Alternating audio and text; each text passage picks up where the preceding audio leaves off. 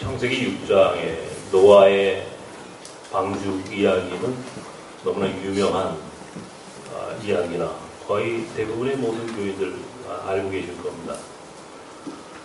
노아의 시대가 하나님 보실 때는 대단히 문제가 많은 시대였다는 것이죠.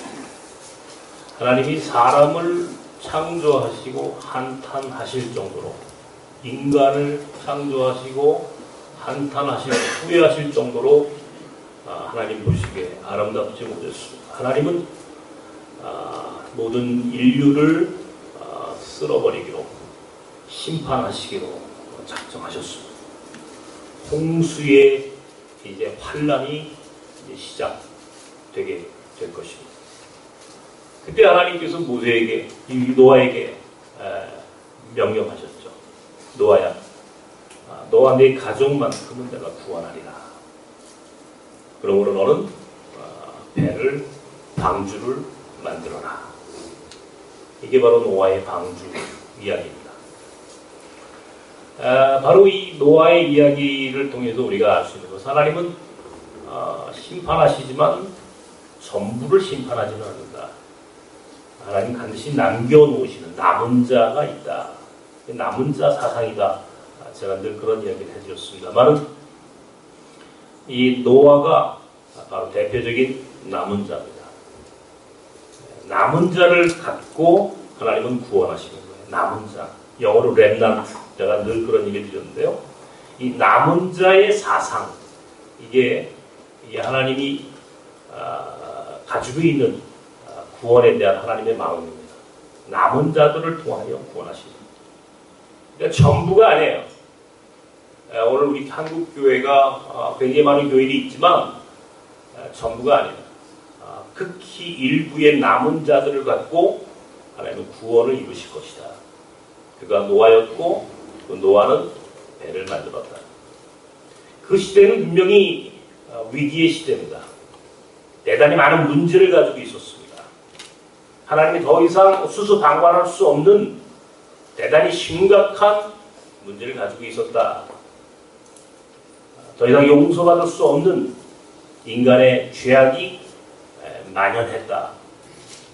그러므로 하나님은 인간을 심판하시기로, 그러나 노아만큼은 살려주시기로, 그래서 노아에게는 배를 만드는 기회를, 시간을 주셨다.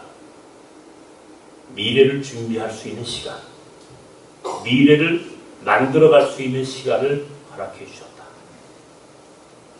이게 여러분 노아의 방주가 오늘 과거의 성경 안에 나오는 이야기일 뿐만 아니라 오늘 우리의 이야기예요. 사실은 우리가 지금 지난 한 주간 동안 우리가 얼마나 많은 지금 문제를 지금 보고 있습니까? 굉장히 심각하죠.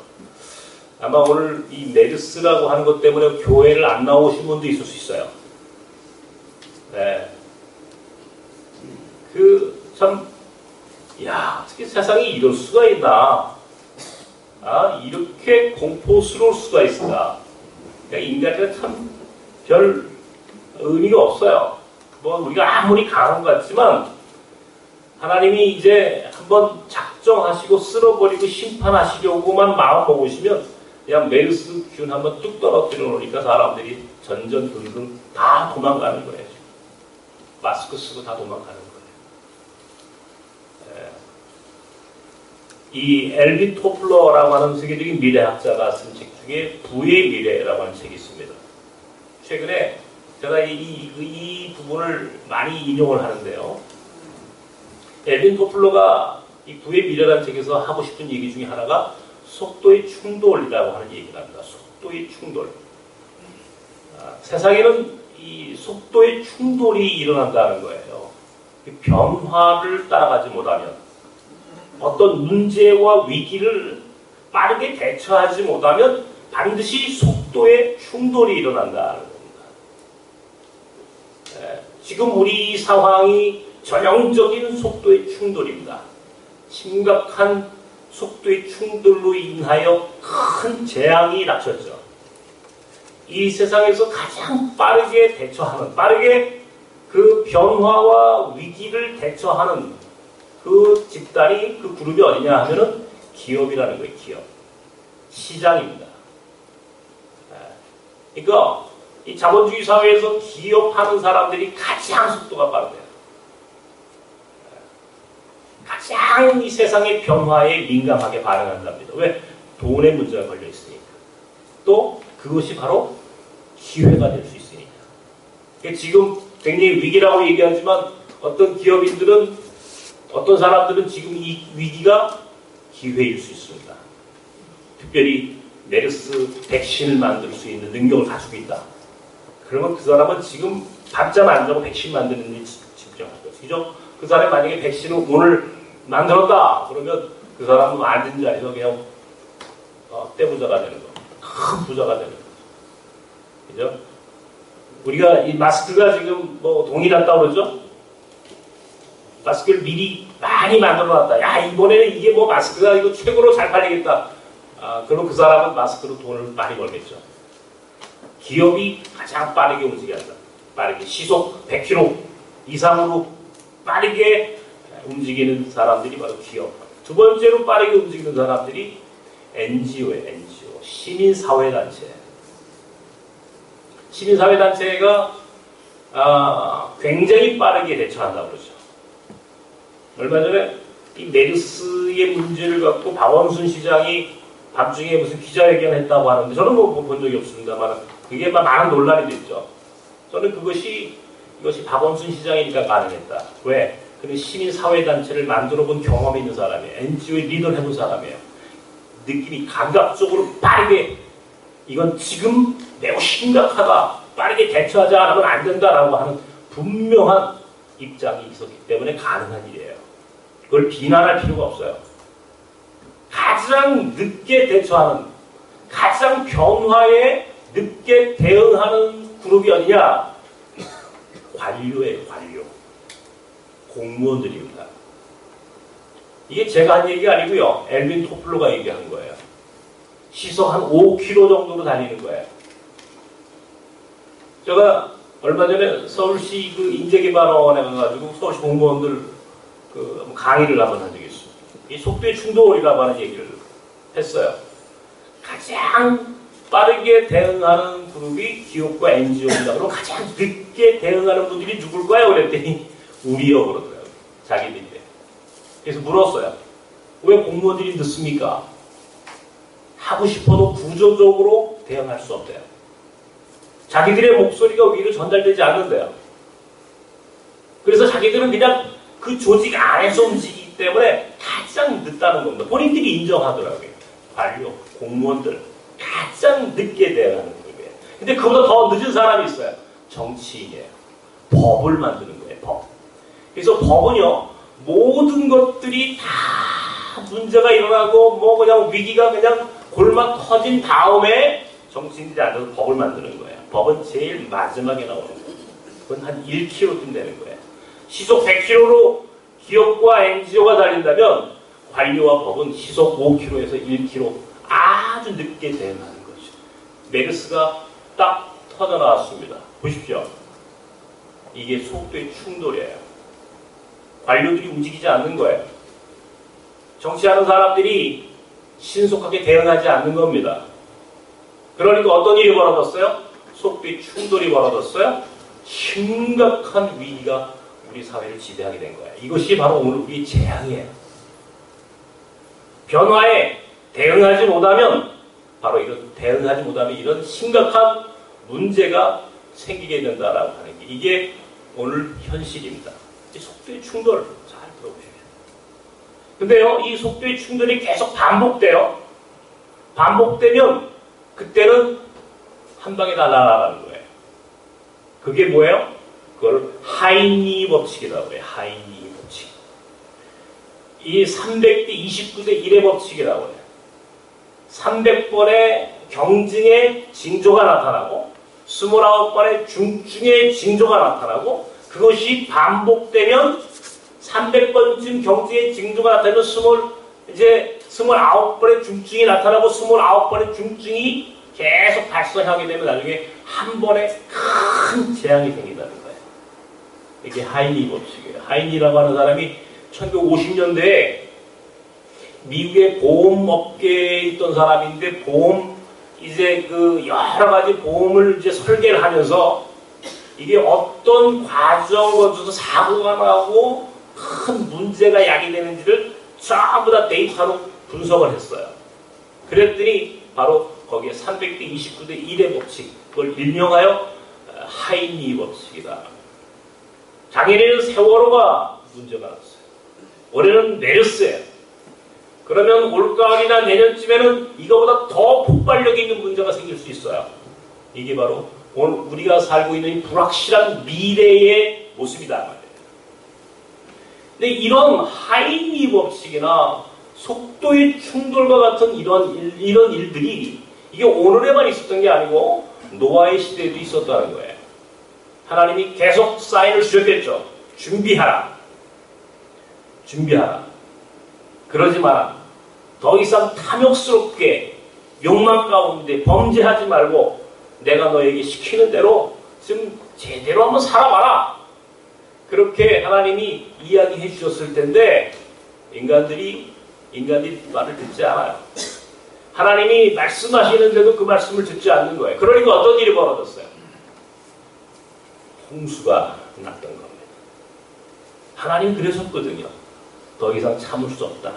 더 이상 참을 수 없다. 몇 번 경고해 주셨는데 결과적으로 인간은 하나님의 경고, 하나님의 명령 앞에 순종하지 않았어요.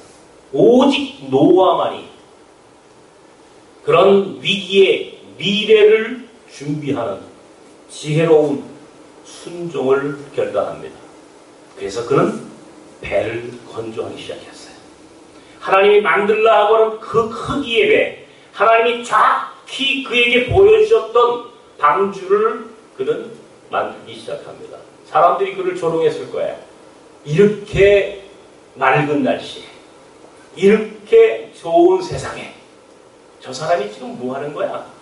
바보 같으니라고 조롱했을 거예요. 때에 따라서는 미친놈 소리를 들었을 거예요. 틀림없어요.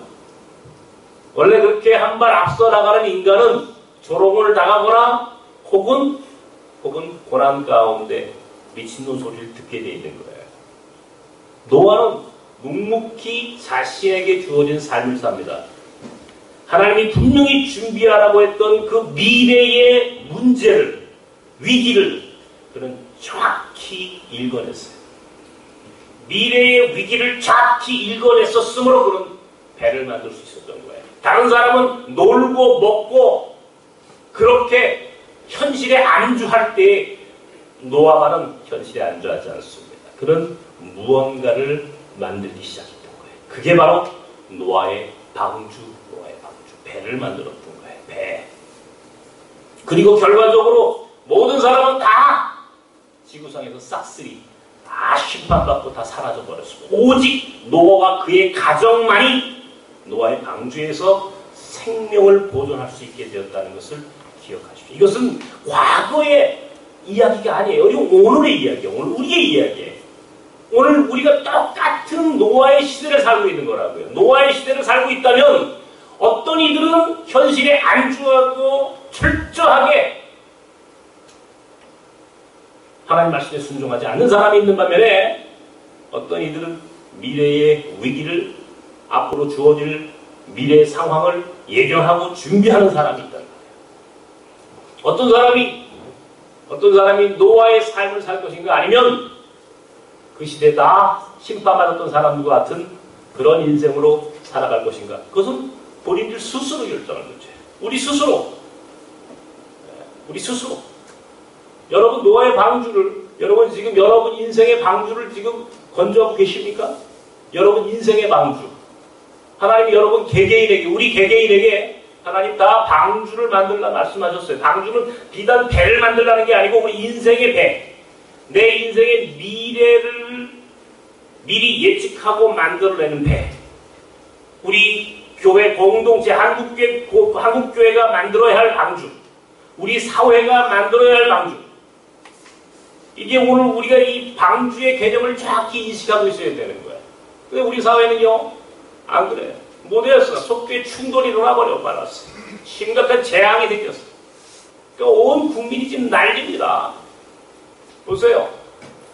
지금 메르스라고 하는 이 질병 하나로 인해서 얼마만큼 공포스러운가 말이죠. 제가 볼 때는 이게 6.25 전쟁 이후로 대한민국에서 가장 공포스러운 상황이 지금 어쩌면 연출될 수 있어요. 두려운 일이에요. 움직이지 않았으니까 지도자들이, 관료들이 전혀 대처하지 않았던 거예요. 그러니까 속도에 충돌이 일어나버리고 만 거예요.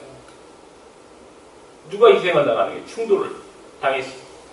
세월호, 메르스 이것이 계속 반복되면 그 다음에 심각한 정말 이보다 더 공포스럽고 무서운 일들이 일어날 가능성이 있어요. 이것이 하인리 법칙이다 말씀드렸어요. 하인리 법칙을 기억하십시오.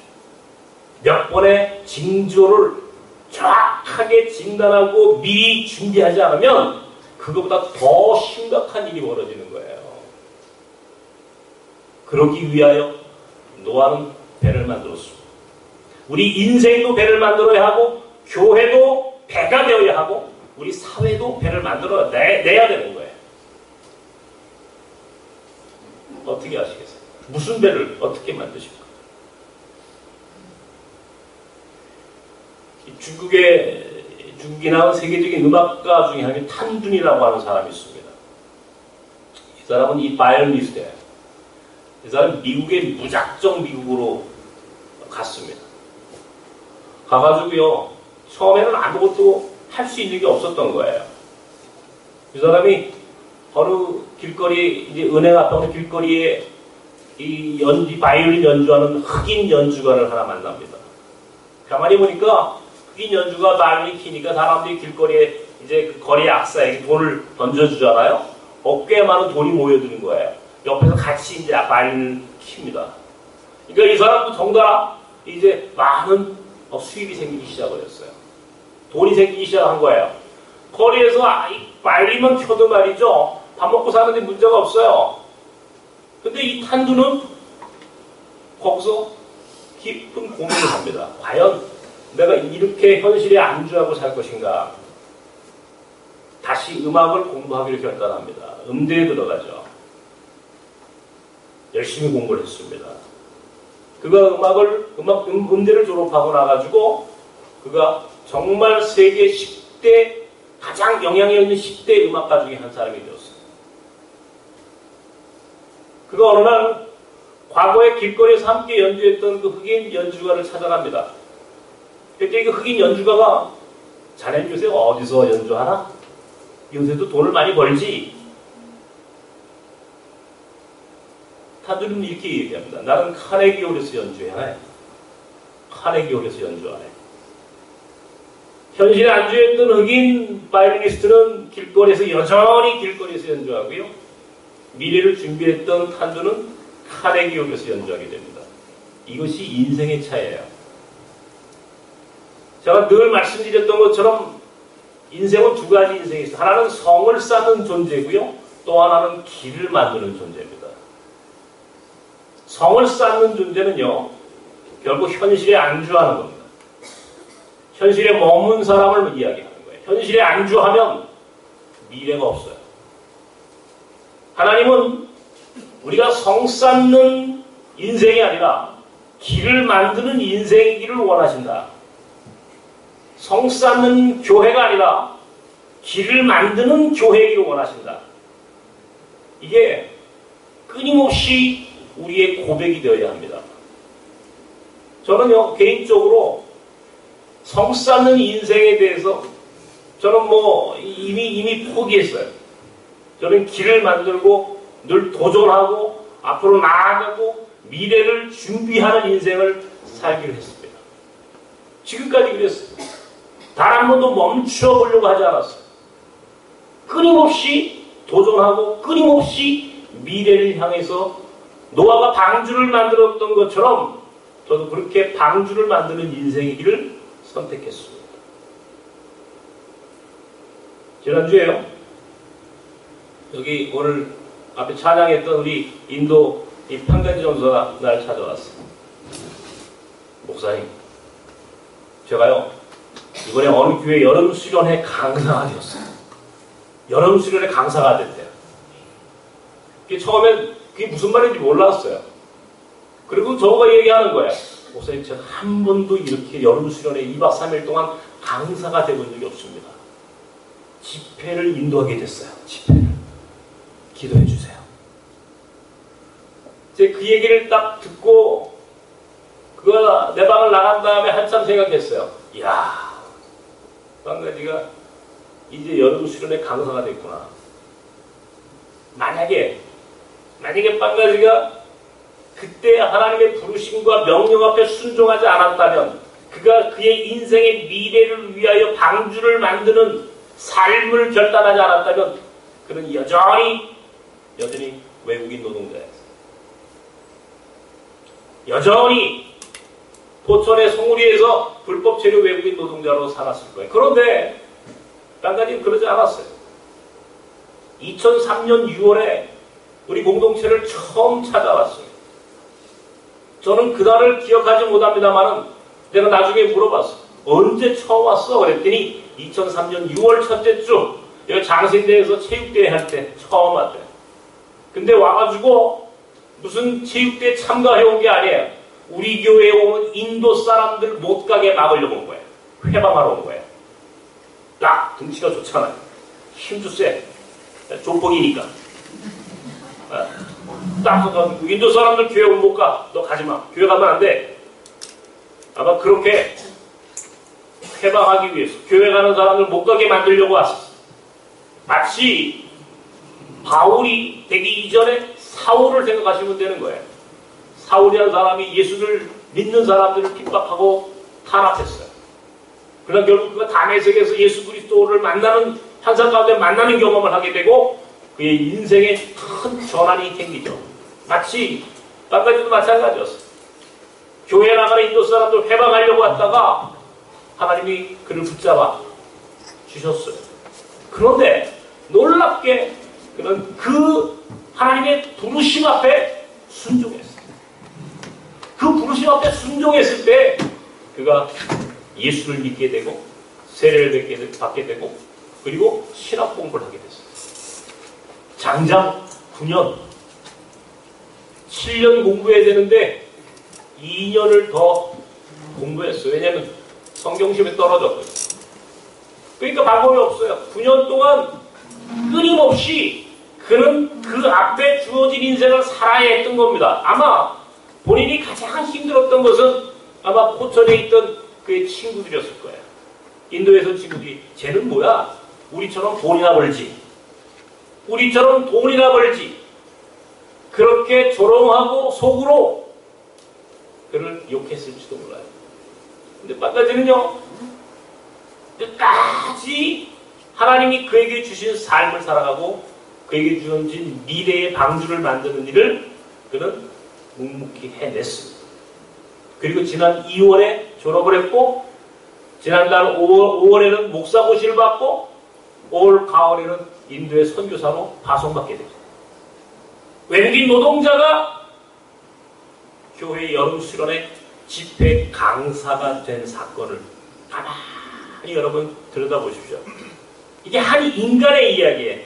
한 인간이 경험할 수 있는 많은 변화와 경험을 할 수 있는 일이 있지만 저는 이 땅까지 그래 인생의 방주를 만든 거예요. 덕계가에 있는 우리 호자 보십시오. 그가 인생의 방주를 어떻게 만들었기에 오늘 그를 하나님 쓰십니까?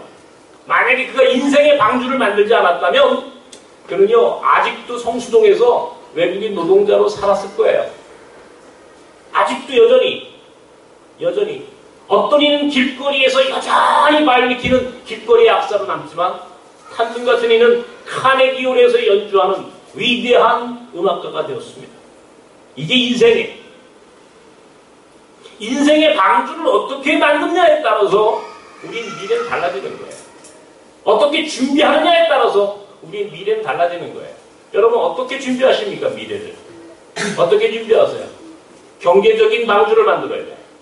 영적인 방주를 만들어야 돼요. 경제적인요 영적인 방주. 우리가 지금 예를 들어서 노령화, 우리 초고령 사회를 얘기하죠. 초고령 사회를 얘기하는데 대한민국의 노인들이요, 가장 심각한 위기에 노출되어 있다는 거 아닙니까? 우리나라 노인들이 50%가 절대 빈곤 안에 있어요. 절대 빈곤. 2명 중에 1명이 빈곤 속에 살아갑니다. 이게 제가 보니까 터키 같은 나라들보다 우리가 더 심각해요. 터키 같은 나라들보다 우리가 더 심각합니다. 훨씬 더 심각해요. 노인 자살률이 제일 많은 이유가 뭐예요? 우리 사회와 우리 개인이 미래의 우리 노령화에 맞는 방주를 미리 예비해 주지 않은 거예요. 뿐만 아닙니다. 아마 경제적인 능력이 있으면 뭐 할 거예요? 아무런 의미 없이 그 인생을 소비해버리는데, 이게 우리 교회가 책임을 져야 돼요. 교회가 이런 일에 책임을 지지 않아. 감사하게 우리는요 4년 전에 뉴 라이프 미션을 만들었어요. 뉴 라이프 미션. 4년 전에 시니어들을 위한 선교 공동체를 새롭게 조직하기 시작했어요. 여러분도 아시다시피 지금 동대문에서 이주민 사역을 시작을 했고 방과후 교실을 만들기 시작했어요. 누가 합니까? 시니어들이, 은퇴하신 분들이 아주 행복하게 하나님 되게 보여주셨어요. 이제 미래를 준비해라. 고령화 사회에서 미래를 어떻게 준비할까요? 죽는 날까지 은퇴하지 말기를. 동대문이 땅끝이라고 하는 사실을 가르쳐라. 저에게 가르쳐주신 메시지예요. 저는 하나님의 음성을 들었어요. 어떻게 하면 우리의 인생이 복되고 어떻게 하면 우리의 삶이 죽는 날까지 하나님 앞에 쓰임받을 수 있을까에 대한 깊은 고민과 통찰력으로 뉴라이프 미션이 만들어졌고 그 뉴라이프 미션이 지금 굉장히 확장되고 있습니다. 많은 이들이 찾아와서 많은 사람들이 거기에 동참하고 있고요. 더욱 놀라운 일들이 벌어지기 시작했어요. 경제적인 방주, 영적인 방주, 우리의 미래가 어떻게 가야 할지를 미리 조금만이라도 하나님 앞에 우리가 순종했더라면 한국교회는 얼마든지 많은 일들을 할 수 있었어요. 그런데 우리 교회가 성 쌓는 일이 급급했어요. 성 쌓는 일, 교회 예배당 짓고 자기들 영역 넓히는 일에만 급급했어요. 그러니까 교회는 길을 만들지 않았던 겁니다. 길을 만들지 않았다는 게 무엇입니까? 방주를 만들지 않은 거예요. 방주를. 배를 만들지 않은 거예요. 마지막 때가 되면 우왕좌왕하게 돼 있는 거예요. 배를 만든 사람과 배를 만들지 않은 사람과는 하루가 땅 차이가 있는 거예요. 우리는 지금도 방주를 만들고 있습니다. 지금도 나서면 배를 짓고 있습니다. 여러분 오늘 이따 시간 되시면 옥상 한번 올라가 보십시오. 오늘 우리가 햇빛 발전소를 만들고 있어요. 이번 주 돌아오는 주 수요일까지 햇빛 발전소가 완성이 됩니다. 목요일부터는요 하나님이 주신 태양으로 에너지를 생산합니다. 다음 주부터는요 좀 덥죠 여러분? 에어컨 틀어드리겠습니다. 한국전력 전기 없어도 됩니다. 하나님이 주신 것만으로 에어컨이 돌아갑니다. 그 에어컨, 그 하나님 주신 햇빛 발전소의 에너지로 빵을 구울 겁니다. 빵을 굽고 저 앞에 있는 벌통에서 꿀을 따서 찍어 드시도록 나섬에 들어오면 여기가 방주야. 겨울에도 얼어 죽지 않고 다른 사람은 몰라도 여기 안에서는 굶어 죽지 않아. 적어도 그런 공동체에 대한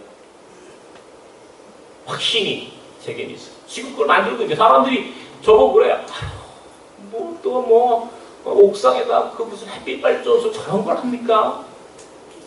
아무도 이해 못해요. 여러분도 제 이해 못하실 거야 아마 여러분들도. 이게 뭐야 생뚱맞게. 왜 저렇게 또 옥상에다가 다 태양광 그거 뭐 경제성도 별로 없다는데, 예? 그게 큰 유익도 없다는데 어떤 분들 그렇게 이야기해요. 그렇지 않아요 여러분. 두고 보십시오. 지금요 우리나라 에너지의 절대적인 에너지가 원자력입니다. 원자력. 그 다음이 화력발전소예요. 원자력과 화력으로만 에너지를 만들면요 이건 심각한 재앙이 올 수 있어요. 이미 체르노빌에서 봤고 일본의 후쿠시마에서 우리는 봤던 거예요. 저게 얼마나 큰 재앙입니까? 오늘 우리 장로님 기도하시면서 지속 가능한 생명 공동체가 되게 하여 주시옵소서. 이게 오늘 우리의 모토예요. 우리가 가야 할 길이에요. 우리가 자생해야 됩니다. 제가요, 어떤 꿈을 가지고 있냐면, 지금 우리 나선 공동체와 몽골 학교 우리 사역이 지금까지는 후원이 없이는 돌아가지 않아요. 외부에서 후원이 들어와야지 이게 우리는 소비하는 구조니까. 후원이 들어와야 돼요. 후원이 들어와야 몽골 아이들에게 밥을 주고 공부를 시키고 외국인 노동자들을 가르칠 수 있죠. 돌볼 수 있고 전기를 써서 전기세를 내야만이 히터가 들어오고 에어컨이 들어오고 불빛이 들어오고 후원 구조에 처음부터 후원 구조에 지금까지는요 후원이라고 하는 걸 통해서 그나마 여기까지 올 수 있었어요. 어쨌든 간에 그런데 저는 다릅니다. 제 꿈은 뭐냐면 후원 받지 않고 우리 나선 공동체와 몽골 학교가 돌아가야 돼요. 나가서 유해구 목사가 내일 그만둬도 유해구 목사가 죽어도 누가 와도 이 공동체가 돌아갈 수 있도록 만들어 내야 되는 거예요. 후원받지 않고 사람에 의해서 만들어지는 공동체가 아니라 하나님이 주신 것으로 얼마든지 돌아갈 수 있어요. 원자력이 폭발돼가지고 많은 사람들이 희생을 당해도 전기를 사용할 수 없게 돼도 나선 공동체는 하나님이 주신 것으로 햇빛 에너지, 햇빛 발전소로 에너지가 생산돼야 되는 거예요. 그리고 그 에너지로, 그 전기로 빵을 굴 수 있어야 돼요. 그리고 꿀을 따야 되는 거예요. 그러니까 나는 이 안에서 이것이 지속 가능하다라고 하는 것은 우리 스스로 자생력, 자립할 수 있는 자생력을 키우지 않으면 이건 의미 없는 거예요. 하나님은 우리에게 원하시는 게 뭔지 아십니까? 자생력 있는 공동체, 자생력 있는 공동체. 그것을 미래의 대안이 되기를 원하시는 거예요. 우리 스스로 자생력을 가져야 될 거 아니에요. 언제까지 다니면서 후원해 주십시오. 못합니다. 안 합니다, 이제는. 안 해요. 제가 그렇게 할 수가 없어요. 그래서 생각한 거예요. 하나님이 우리에게 원하시는 게 뭘까? 자생력을 키우라는 거구나. 이것이 지속 가능함이야. 지속 가능하게 이 안에 있는 생명들이 살아갈 수 있도록 만들어내는 지속 가능한 생명 공동체가 되기를 하나님이 원하시는 거예요. 이게 노아의 방주예요. 심각한 재앙이 들어와도 나섬과 나섬 안에 있는 사람들은 살아남을 수 있어요. 마치 노아의 방주 안에 들어온 사람들처럼. 가능할 수 있지 않겠어요? 다음 주 이제 목요일날 전기가 이제 수요일까지 전기공사 다 끝납니다, 여러분. 다음 주부터는 직접 우리 교인들이 실험을 한번 봅시다. 그러나요, 햇빛 발전소에 생산된 전기로 우리가 그날 한번 돌려보는 거예요. 그 다음날 빵도 굴 거예요. 여러분, 다음 주 15일날 여러분 오십시오. 햇빛 발전소에서 나오는 전기로 빵을 굽는 것을 여러분 보여드릴 거예요. 이것이 실험적으로 성공할 수 있으면 그렇게 살 수 있다라고 하는 거예요. 하나님이 원하는 게 그거예요. 원하는 게 미래는 준비된 자의 몫이야. 미래는 주어지는 게 아니에요. 가만히 있으면 미래가 오지 않아 나한테. 미래는 준비된 자에게만. 미래는 만드는 것이지 미래는 주어지는 게 아니라고 했어요. 미래는 주어지는 게 아니라 성 쌓는 교회가 돼서는 안 돼. 길을 만드는 교회, 길을 만드는 인생이 될 때에 이것이 지속 가능한 정말 노아와 같은 인생을 살 수 있다는 겁니다. 결국 그들만이 남게 돼 있어. 그것이 뭐예요? 렘넌트, 남은 자예요. 남은 자를 통해서 하나님 마지막 때에 구원하셔. 모두가 다 남은 자가 아니잖아 지금. 여기가 남은 자예요. 나선 공동체, 나선 교회가 남은 자들의 공동체입니다. 왜? 딴 사람들은 에너지가 없으면 못 살고 먹을 것이 없으면 굶지만 나선은 달라. 우리는 햇빛 발전소를 돌릴 거고 꿀을 딸 거고 그 에너지로 빵을 구울 겁니다. 그럼 우리는 죽지 않아. 우리는 죽지 않아. 다른 사람은 다 죽어도 나선 공동체만은 죽지 않아. 왜? 이미 우리는 자생력을 갖췄어요. 스스로 살 수 있는 힘이 있기 때문에 미리 만들어 놓았단 말이에요. 준비된 자는 미래에 어떤 위기가 닥쳐도 두렵지 않아. 무섭지 않아. 그래서 오늘 우리에게는 이 위기가 거꾸로 기회일 수 있다는 사실을 저는 믿습니다. 우리가 빨리 나선 공동체 안에 300명의 교인 만듭시다. 제가 그렇게 말씀드려요. 왜? 시간이 많지 않아요. 마지막 때가 되어가고 있어. 마지막 때가 되어가고 있어.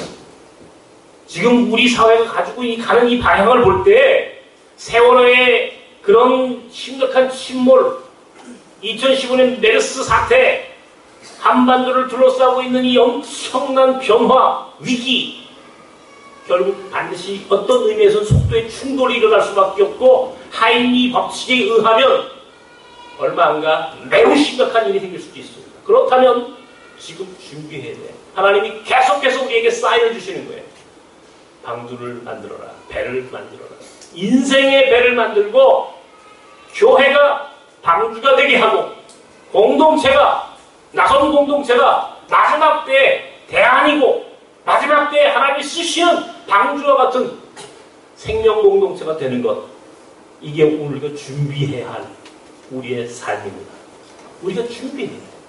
그러기 위해서 300명만 필요해. 300명, 더 많이 필요하지 않아. 300명의 기도원 용사 같은 이들이 이 안을 채우고 그들이 함께 나그네를 섬기고 뭔가 학교를 운영하고 함께 이 안에서 더불어 살 수 있을 때 결코 우리에게만은 위기가 기회가 되는 것이죠. 두려워하지 마십시오. 예수 그리스도 안에 있으면 우리의 생명은 여전히 문제가 없습니다. 나선 안에 있으면 우리의 미래는 분명히 희망입니다. 더욱 열심히 우리 주어진 삶을 살아야 합니다. 미래는 준비된 자의 몫이다. 잃어버리지 마십시오. 노아의 방주를 만드십시오. 여러분 인생의 방주를 만드십시오. 우리 교회가 방주인, 지금 우리는 그런 미래를 향하여 하나하나 만듭니다. 꿈을 현실로 만듭니다. 그날은 올 것입니다. 반드시 그날, 마지막 위기와 재앙의 날 우리 공동체가 살아남을 수 있다고 하는 사실을 나는 확실히 믿습니다. 여러분과 함께 그런 미래를 만들어가는 우리 공동체의 모든 지체들이 되기를 주님의 이름으로 축원합니다.